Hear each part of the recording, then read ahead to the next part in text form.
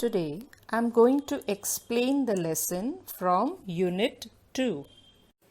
Lesson number 2.4 Three Visions for India. I request you all to open your textbooks to page number 40. Let me begin by introducing to you the very famous personality Dr. APJ Abdul Kalam. As a young boy, he had to sell newspapers in order to add to the family's limited income. Dr. APJ Abdul Kalam, the late President of India, was a great scientist and a renowned visionary. Here is a wonderful speech delivered by Dr. APJ Abdul Kalam in IIT Hyderabad campus, where he talks about his vision for India. His wisdom and vision has been hailed not just by Indians but by intellectuals across the world. So let us read the lesson Three Visions for India. Dr. APJ Abdul Kalam, the father of India's integrated guided missile program, states three visions for India based on the achievements and progress that he has witnessed in the history of the nation and during his own career as a missile scientist.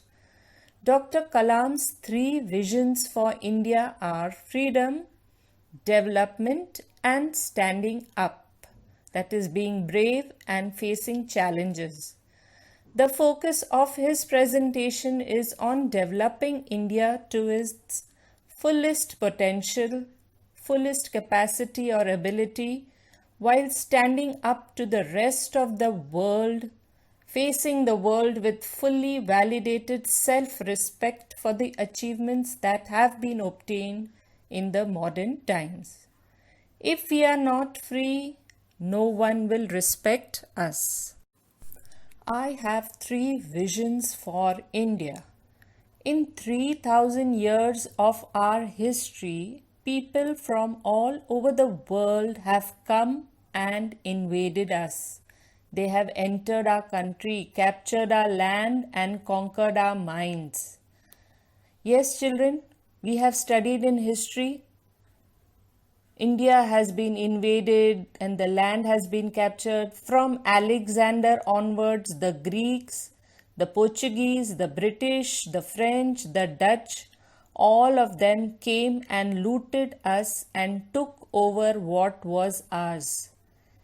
You know, our country, India, was called as Sone ki Chidiya. Yet we have not done this to any other nation. We have not conquered anyone. We have not grabbed their land, their culture, and their history, nor tried to force our way of life on them. Why? Because we respect the freedom of others. That is why my first vision for India is freedom. I believe that India had its first vision of freedom in 1857 when we started the War of Independence. It is this freedom that we must protect and nurture and build on. Dr. Kalam is appealing to the youth. It is the freedom we must protect and develop and build on. Why? If we are not free, no one will respect us. Kalam's second vision. My second vision for India is development. For 50 years, we have been a developing nation. Yes, for 50 years, we have been a developing nation. It is time to see ourselves as a developed nation. Dr. Kalam is saying now it is time. Why should we be called a developing? We should be a developed nation. We are among the top 5 nations of the world in terms of gross domestic product, GDP. We have 10% growth rate in most areas. Our poverty levels are falling and our achievements are being globally recognized today. We are being noticed all over the world. Yet we lack the self-confidence to see ourselves as a developed nation, self-reliant and self-assured. Isn't this right? India must stand up to the world. Stand up means ready to face the challenges. I have a third vision that India must stand up to the world or no one will respect us. Only strength respects strength. We must be strong not only as a military power but also as an economic power. Dr. Kalam says only our military should not be very powerful, strong, but also our economic power, that is, our standard of living should increase. Both must go hand in hand. Why are we in India so embarrassed to recognize our own strength, our achievements? We are such a great nation. We have so many amazing success stories, but we refuse to acknowledge them. Why? We are the second largest producer of wheat in the world. We are the second largest producer of rice. We are the first in milk production. We are number one in remote sensing satellites. Look at Dr. Sudarshan. He has transferred the tribal village into a self-sustaining, self-driving unit. There are millions of such achievements, but our media is obsessed only with bad news and failures and disasters. Yes, children, Dr. Abdul Kalam is telling us that why in India we are so shy, we are so embarrassed. Why don't we show our achievements? We are such a great nation. There are so many successful stories, but we never highlight them. As you saw, we are the second largest producer of wheat, rice, first in milk production. We are number one in remote sensing satellites. Then Dr. Sudarshan has transferred tribal village into a self-sustaining, that is, they have become self-sufficient. They can manage their own tribal village. There are millions of achievements, but our media, you must have read the newspaper. First page when you open, do you see any good news or bad news? Only negative news. When you on your television to listen to the news, so Dr. Abdul Kalam is saying, why is our media obsessed only with bad news and failures and disasters?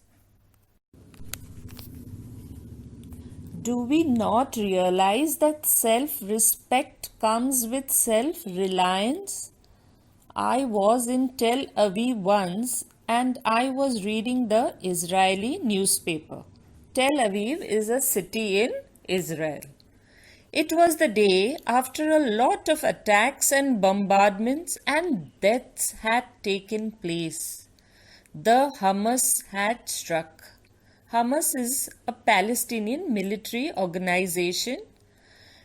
But the front page of the newspaper had the picture of a Jewish gentleman who in 5 years had transformed his desert land into an orchid farm and granary.